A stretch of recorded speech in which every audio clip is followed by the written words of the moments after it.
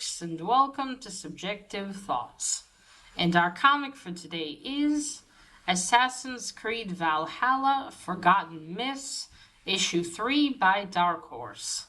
Now there is fighting, killing, death, and some violence in this one, so if you are in any way squeamish, you have been warned. Also, spoilers. Alright, here's the team.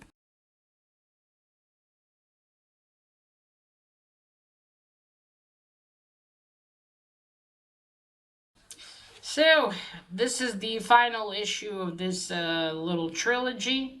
I realized I've forgotten all the videos to mention it was also by Ubisoft, too. Yeah. So, when we left off in issue 2, Baldur was preparing to go to battle alongside dwarves for the place where they are against the people of the princess. And Loki threw away the crown that he and Baldur,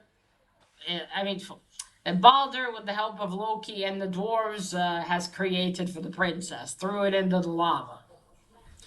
So we start this comic with Baldur in battle helping the dwarves fight the people of the princess, and the battle lasts a whole day, and it's very difficult. Though Baldur is invulnerable, but of course he gets tired fighting all day. Meanwhile, Loki is picking up berries. And then disguising himself as an old man or woman, I couldn't tell, and asking someone to rest in his house and use his oven. And he bakes. So while Baldur fights, he bakes. Then the battle ends. They have a small victory, but one of the dwarves says that I think frost giants are also coming. So things are not looking good. Baldur is carrying an injured and I believe dying dwarf. So they're all resting. The injured are being taken care of, and the dead warriors, the warriors that are dying, are comforted. So he's sitting there with, I think it's the same dwarf that helped make the crown. And he's trying to comfort him, but the dwarf knows that he's dying. And, can you promise me, the dwarf asks, the battle will be won? And then Loki reappears and starts telling the dwarf a funny tale to distract him from, not to distract him for now. And he tells it until the dwarf passes on. So then he, along with Baldur, leave and go to where Baldur is sleeping. And Baldur says, that was really nice of you to do. And Loki responds with, I did it because I knew you wouldn't leave him otherwise. You'd stay with him and you need your sleep. So he's like, come on, go get some rest. Baldur falls into a deep sleep and he dreams. Or not exactly, he sees the princess. She appears in front of him and she says, I heard about all that you've done, all the gifts, and and how much I didn't think I would come to like you, and after all your deeds, and my father will never allow us to marry. There'll never be peace until you kill him. There's this lower entrance that only my father knows of, where in the dwarfs land. If you go there, you can catch him, and if you kill him, then we can marry, and there will be peace. Now, I haven't had much time, but I made you this gift, and she gives him a small cake. Those of you who followed, I'm sure you can already guess where this is leading.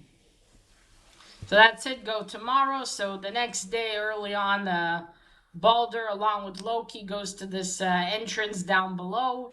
Loki tells him, if you're gone, they'll think that... I was barking. Sorry. They'll think that I kidnapped you, or something happened, or you were taken by the people of the princess, or maybe you ran away. And Baldur says, doesn't matter. I must go do this. And then the door, the stone door opens, and there's the king of the princess's people and his other soldiers. So a fight begins. Balder's fighting with all his might. Loki is also fighting. Um, and things are, well, they seem to be fine. Then they fight. And then Loki's like with, not Loki, Balder's with the king one-on-one. And tells him, I want to marry your daughter.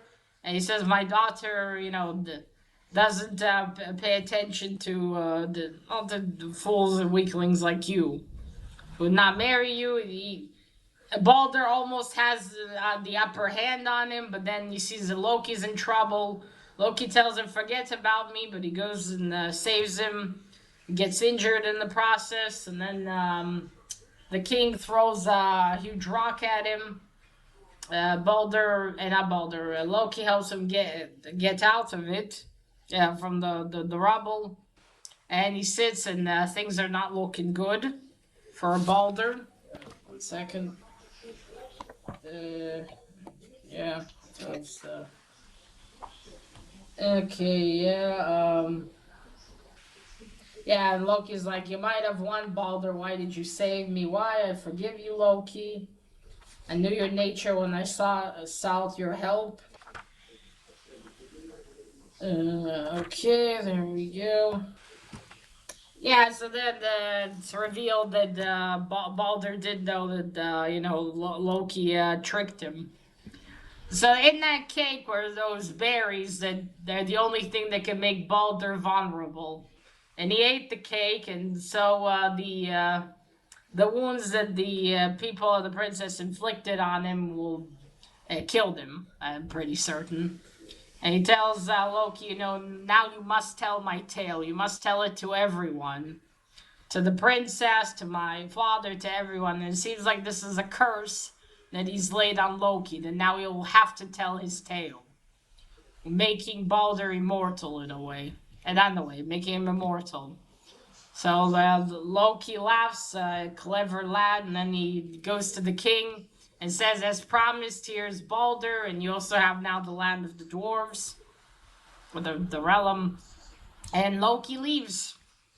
Again, with the promise of what he must do. He goes back to Asgard. Of course, he's not greeted warmly. Oh, also, it wasn't actually his stepmother that he talked to in the last issue. It was Loki. It was Loki all along, it seems to be. So, it's kind of Loki got revenge on Balder's father by having him killed. And still, he goes back. Loki's thrown in jail and, forced to repeat the tale again and again. And the time passes, and then you see in a market in Asgard, one man telling to the seller, my brother guards him there, and he heard the tale as well. And then, wait 1 second. Okay. Yeah. And then you have an old man seems outside of that gathering hall. He tells also the tale, telling them, that Loki hate Balder for achieving immortality through story. Who knows? And then you got the old man from the last issue, the monk that was writing down the story. And then you got some assassins there, 2 of them, sitting on a rooftop poster talking about it. And then you have a modern day classroom with the teacher telling about it.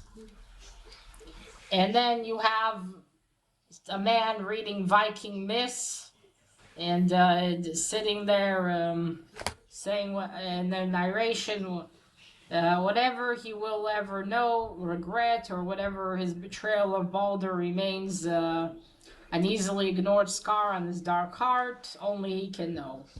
And then the man's looking outside the window and saying, it's getting light out. You have a close-up of his eyes, and that's it. We look at the cabin where he lives. And that is the end of issue 3. All right. So first, the cover. The covers on this miniseries have been very cool. I love the details on the characters. It does look really great. Good art style too. I think on the first issue it's Balder perhaps on the cover. I think. I'm not certain though. So here's some of the interior art. There's the fighting. Wish the art inside was as good as the outside. There's Balder. There he is fighting. You see Loki collecting the berries. You see him pretending to be an old man or woman going in there. There he's baking. Oh, I always asked. It's a woman that he's went to her house. And you see the aftermath of the fight. There's the dwarf. There's Balder, and then the asshole returns. There we go. As I said, this art style's not bad. Could be better, but not bad. Okay, now for the story. Now, I did suspect already in previous issues that the whole thing with the princess was probably not real. The princess is real, like I thought, but it was all Loki's doing all along. And I did wonder why he did this, so it was to get revenge on Balder's father by killing Balder. But not straight with his hands, though. I don't really see what was the point, because his father would... Oh, there's also a part in the story that says, you know, we haven't gotten to the part of his father, because his father probably went to fight them as well, and hell have no fury like a father scorned by losing his son. I know, not the correct sentence, but I would not want to be at the end of his sword. After that, surprised they didn't go fucking kill Loki. But yeah, I thought at least, you know, maybe finally, I don't know, see the princess and then she'd be like all confused, like, what? But I knew it was Loki with the cake, because I thought, suspicious. He suddenly gets like her in her dream appearing in front of him, giving him a cake, of all things. Yeah, so. And then, well, that's it. The ending's kind of like, again, people telling the story. Then people in Asgard telling it. Then you got the two assassins for some reason. Then the modern classroom. And then I can only presume it is Loki because he looks like him. But at least he has a better haircut than what he has in the story. And that's it. And then it says lights. The light is out. I'm not sure. Maybe if you played the game Valhalla, you get this. Maybe there's something in there. Because as a story... oh, and there's a mistake in here, too. It's the part where the Loki, as the princess, comes to him in his dreams. And it's like, again, the speech bubbles aren't directed correctly. And I don't understand why. Happened in the last issue, too. And, like, okay, like she says, it is baked according to merciful tradition, but then you think it's like pointing towards Balder, and then it says her name, but the arrow's pointing towards her hand. She wouldn't say her own name, right? And then it says like in Balder's direction, think of me, Balder, think of me, but run. It's like, dude, what? Did no one look at this? Did no one look, oh wait, those are supposed to be pointing towards her, and that's supposed to be pointing towards him. It's unbelievable that they missed something like that, and then the last issue too. I mean, come on, doesn't someone take a look at this shit? I mean, I suppose the things I've been hearing about Ubisoft lately, maybe I shouldn't be that surprised. But like, come on, Dark Horse. What's up? Yeah, well, the state of editors nowadays, at least some of them, don't seem to be good. But yeah, that was like, I was looking at it like, seriously? Seriously. Anyway. Yeah, so overall the story itself is okay, but it kind of feels pointless. It's like a story within a story. It's like it's told by people to other people, and it's like Loki's revenge against Baldur's father, which fine in itself as a story would have been fine.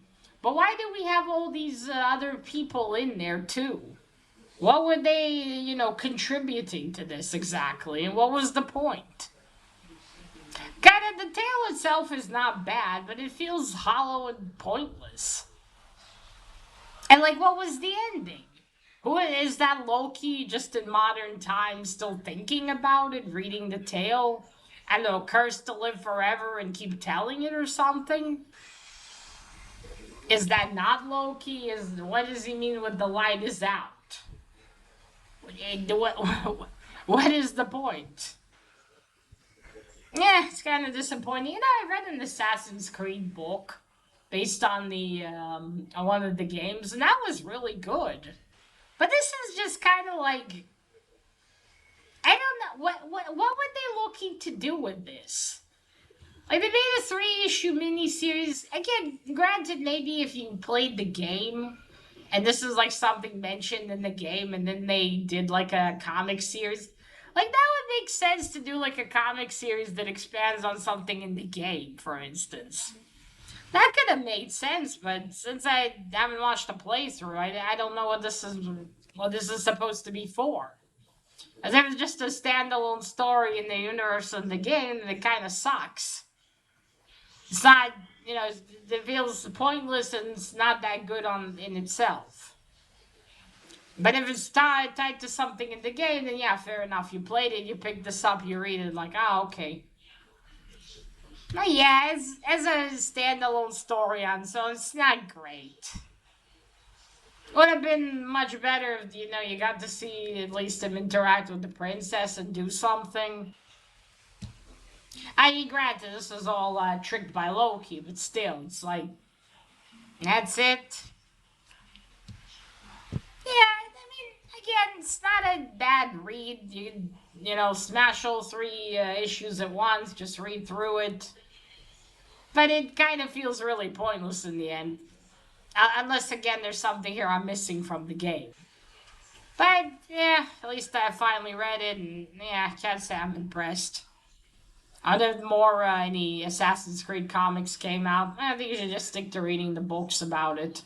They're far more interesting than this.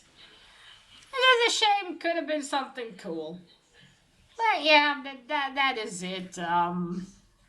I don't know what to recommend you. I guess if you liked Assassin's Creed, maybe give this a read.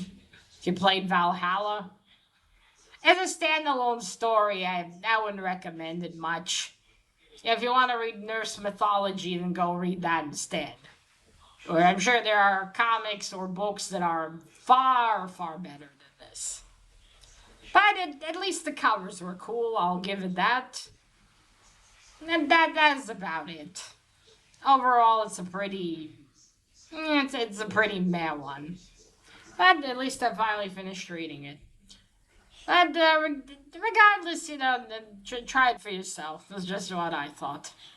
So yeah, let me know down below if you read this one. What did you think about it? Did you like it?